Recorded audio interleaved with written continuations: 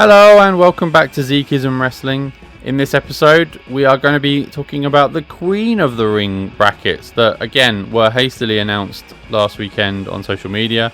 The first match has already taken place on Raw this week.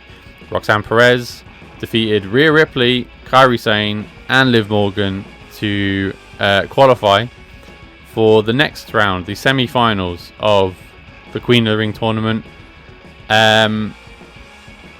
First match, aside from the match we've already seen, the first match, I'm presuming, is going to be on Smackdown this week.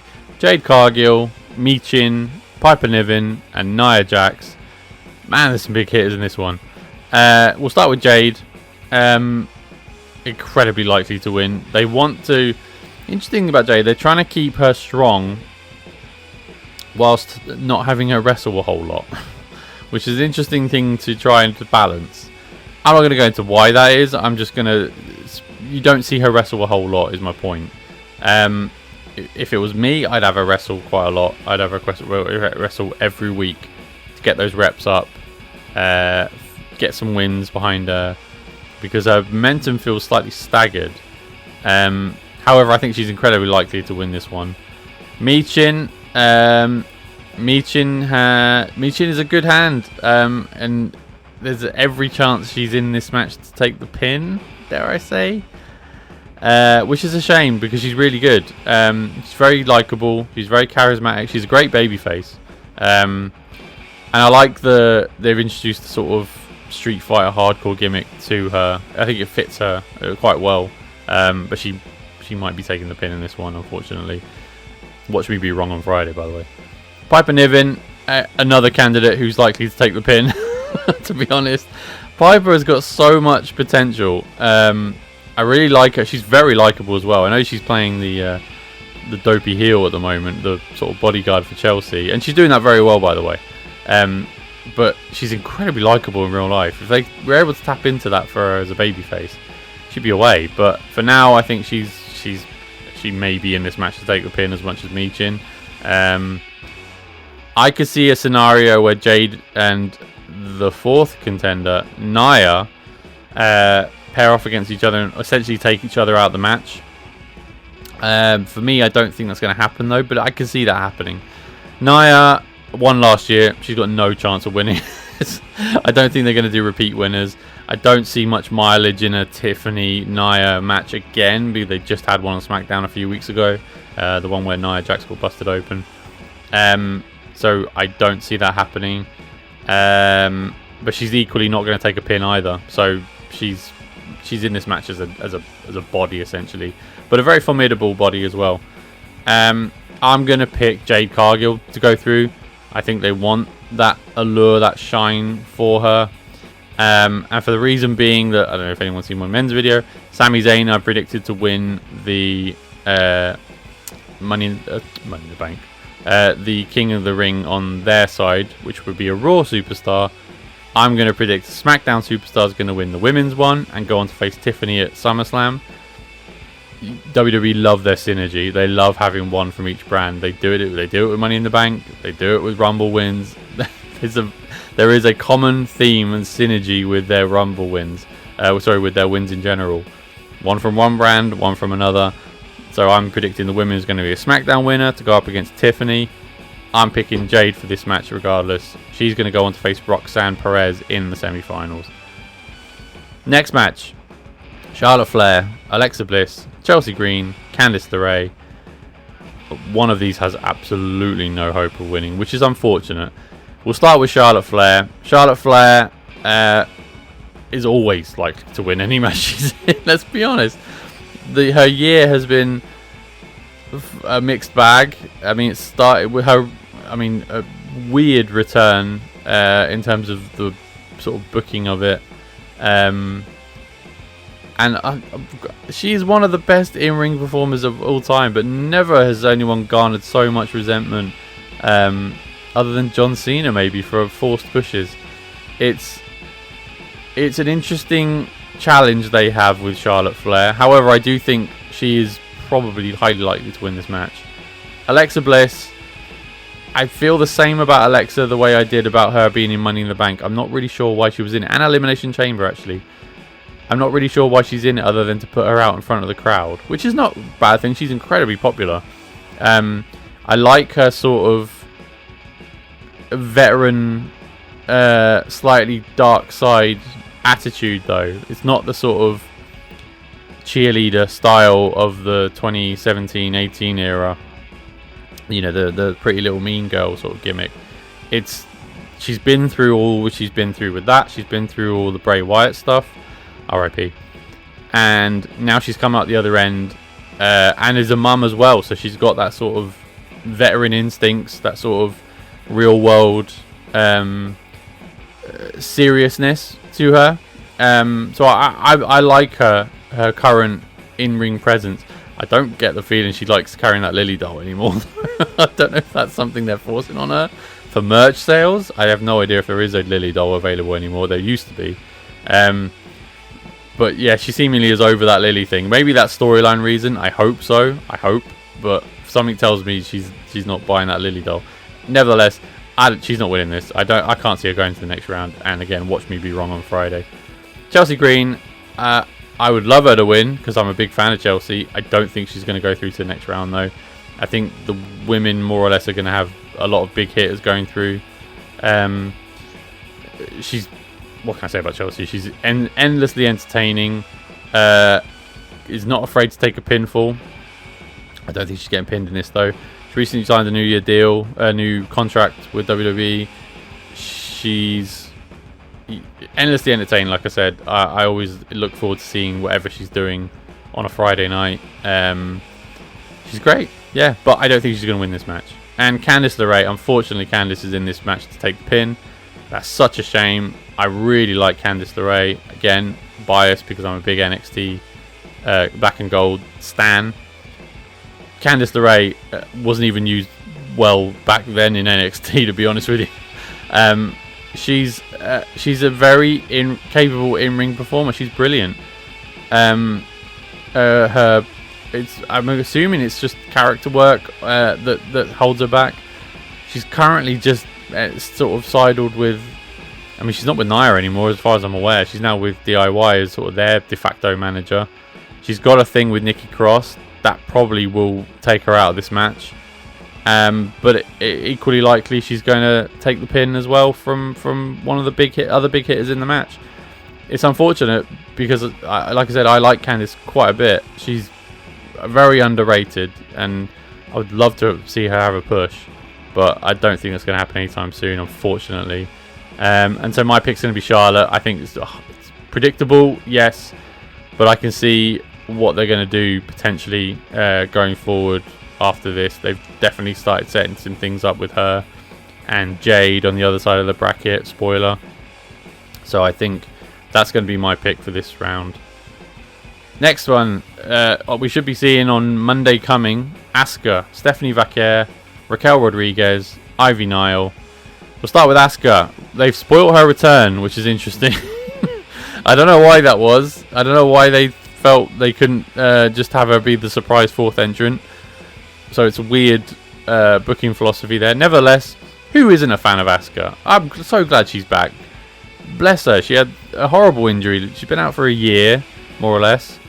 But yeah, who isn't an Asuka fan? She's brilliant. Thank God she's back. And she's, again, endlessly entertaining. I'm a massive fan, as everyone is, of her. And she's very likely, now she's back, that she's going to win. It is curious, though, that they didn't announce her as the surprise fourth entrant. That puts an element of doubt in my mind, because if they hadn't, if she was the surprise entrant, I think she'd be winning this for definite. So for now, I'll say she's very likely. Next, Stephanie Vaquer. She's just got brought to main roster. She had a brilliant showing the whole Money in the Bank weekend. You know, Smackdown, AAA, and Money in the Bank match. She's getting over, I guess, organically. She's very green to the main roster. She's a candidate definitely to win this. I think she's one of two. It's her or Asuka in my mind. to go through to the next round. But I just feel it may be too soon. It may be too soon. Nevertheless, they with the promotion of Tiffany last year, and Roxanne has won the match on the other side, but she has more story going for her with the Judgment Day stuff. I'm not sure there is story set up for Stephanie yet, other than just being a bit of a body on the roster. No, but they could pull the trigger, but I'm going to say it's not as likely as Asuka. Raquel Rodriguez, I feel like she's just a body in the match. She has the tag team title at the moment with Liv. I think that's the biggest storyline she's going to have going into Evolution weekend. I don't see a world title match in her future yet. She's got brilliant potential though. I can see her being massive in 1 or 2 years when she breaks off and becomes babyface. If you've seen any of her interviews in real life, she's very likable, very, very likable. And if they can translate that to the screen, I think they've got a massive star there. Not in the level of Rhea Ripley. I don't think anyone saw her star power rising that fast, that quick. But certainly a very likable champion in the future. And she is going to be a world champion one day, I think. Ivy Nile, unfortunately, Ivy Nile was in this match to take the pin, similar to Candice in the previous one.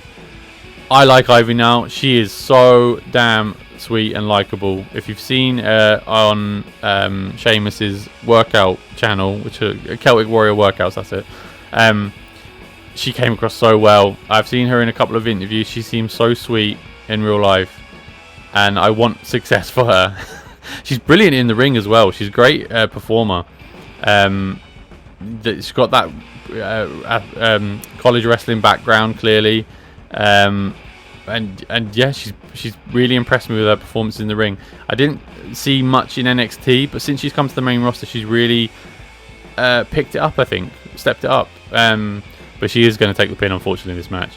I'm going to pick Asuka to win this. I think the prospect of a Charlotte-Asuka semi-final can't be ignored, and I think that may be the reason she's been placed in this program, in this bracket.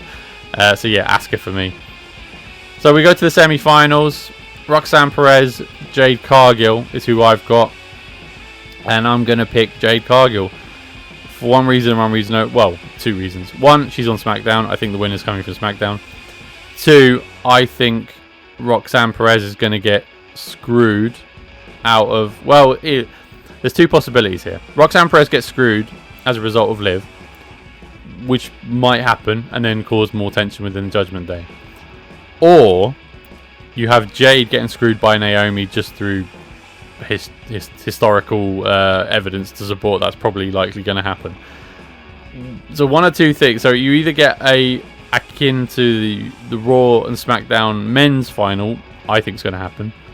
A Raw SmackDown one, which would mean that Roxanne Perez was going to go through to the next round, or Jade's going to go through as a result of Roxanne getting screwed.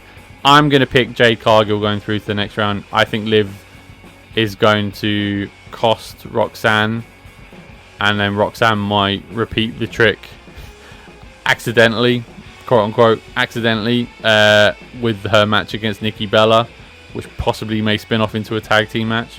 Who knows? Evolution. And further their storyline. Because the storyline is Roxanne Perez and Liv Morgan. It's not Roxanne Perez and anyone else. I don't think, although her being crowned queen would really tick Liv off, I don't think they're going to do that just yet. I think it may be too soon for Roxanne, but who knows? What do I know? That's my pick. I'm going for Jade Cargill to go through to the final and to buck the trend. Because on the other side of the bracket, Charlotte Flair and Asuka, renewal of a rivalry. There's been some questionable finishes with these 2 over the years. I'm thinking in particular WrestleMania 34, where Charlotte beat the Streak. Absolute rubbish booking. I was so mad that day. Oh yeah, that ruined WrestleMania. Not ruined. Shouldn't be too serious about this, but it was. Yeah, I didn't agree with that booking whatsoever. So I'm going to pick Charlotte to go through and make it an all SmackDown final, which I don't know why I've done that, but this is my logic. Go with me. My prediction of a Jade Charlotte final. They've been setting up a match between them, and it's one of two things: it's either here or it's at SummerSlam. Oh, it could be Evolution actually. Yeah. Maybe I've messed this video up now. Nevertheless, I'm gonna go with it. Jade Charlotte final, and I'm gonna pick Charlotte to win. I think Charlotte's gonna win this. She's gonna be crowned official Queen of the Ring, to not only send the internet into a meltdown, which would absolutely happen, lest we forget what happened earlier this year when she won the Royal Rumble. I think they look, controversy equals cash, as they say. I think the booking of Charlotte is what it is. I mean, she's brilliant in ring. You can't deny she's not brilliant in ring, because she is. But it wouldn't hurt for her to be out of a title scene for more than 3 months. Nevertheless, I think this is what they're going to do. I think Charlotte's winning in Saudi Arabia. I think she's going to be crowned queen. She's going to set up a rematch between Tiffany Stratton at SummerSlam. They may even bring it forward to Evolution, maybe, I don't know, just to get Tiffany involved. And I think that's where Naomi cashes in to be the women's champion. But for now, Queen will be Charlotte Flair. She will parade that crown around. Of course she will. She calls herself the Queen anyway. That's what I'm going with. Charlotte Flair to win the tournament, be crowned Queen, and go on to SummerSlam to face Tiffany Stratton in the rematch from Mania. So that's my picks. I'm probably going to look silly in 2 days' time when on Friday Night Smackdown they pick a different contender to win that Fatal 4-Way. But for now, I'm confident with my picks. Let me know what you think. Do you think I'm on the money? Do you think I'm way off? Which is probably likely as well. But either way, please drop me a comment to let me know what you think. And yeah, if you could drop me a subscribe as well, that always helps this channel. I'd be very much appreciated. And yeah, I'll see you next time. Thank you. Bye bye.